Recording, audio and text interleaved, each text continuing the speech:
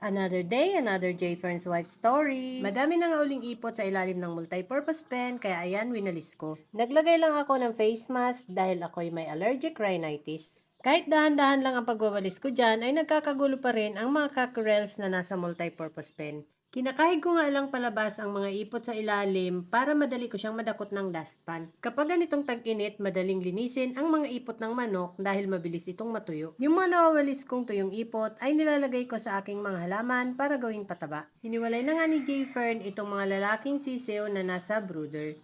Karamihan ay mga babae nga ang mga sisiw na nasa brooder, kaya kahit tinanggal na yung mga lalaking sisiw ay madami pa rin ang mga babaeng sisiw doon.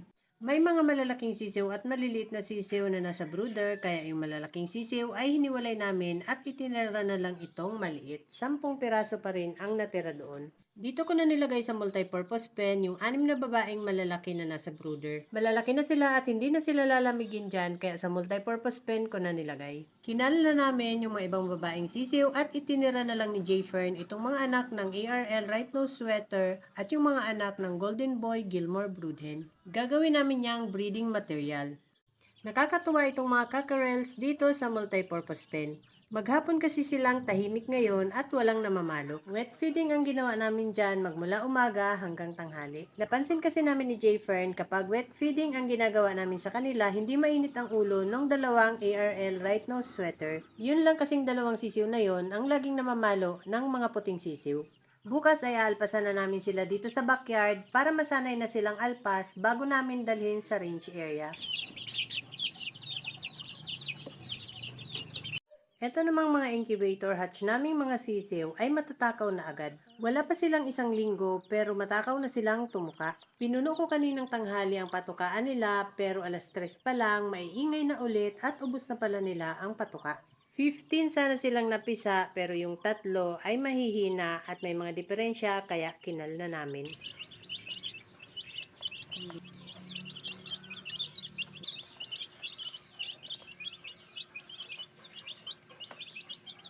Hindi ko agad nakitang nangitlog na pala itong isang Bagsickline broodhen namin. Ayan, nalaglag nga ang kanyang itlog at nabasag. Yung possum sweater broodcock na namin ang nang bababa sa kanya ngayon. Binata na nga itong anak ng aming Golden Boy Gilmore Broodhen. Maganda ang sukat nito kasi matangkad siya.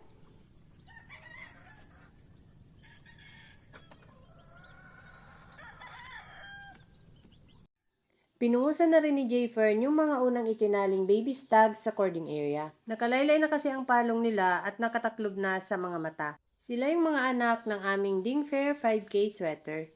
Matatapang na nga sila at bago pungusan nga ay binitaw sila ni J. Fern at nagustuhan naman ni J. Fern ang mga palo nila.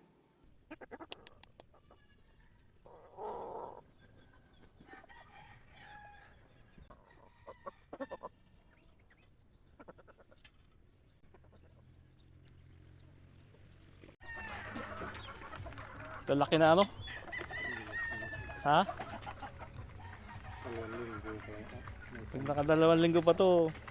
Dahil regular nga ang pagpupurga namin sa kanila, mabilis lumaki ang mga cockerels namin. Iba talaga kapag alpas ang mga manok dahil madami silang nakakain ng mga damo at mga insekto.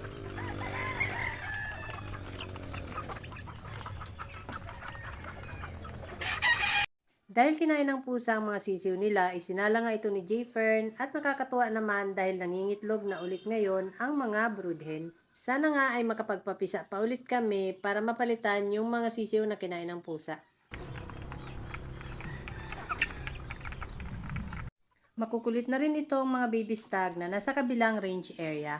Dumadami na nga sa kanila ang mga matatapang na.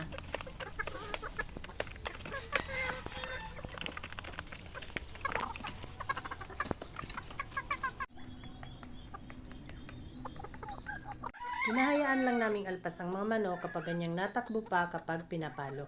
Kapag hindi na sila naghihiwalay kapag nagpapaluan, yun na ang mga hinuhuli namin at tinatali na namin sa cording area. Ito namang baby stag na to ang pinakamaliit sa kanila, natatakot sumabay doon sa pakainan, kaya nung nakitang may hawak na patuka si J. Fern, doon na siya tumuka. That's all guys. Thank you so much for watching. Please like, share, and follow for more. See you on my next video. Bye!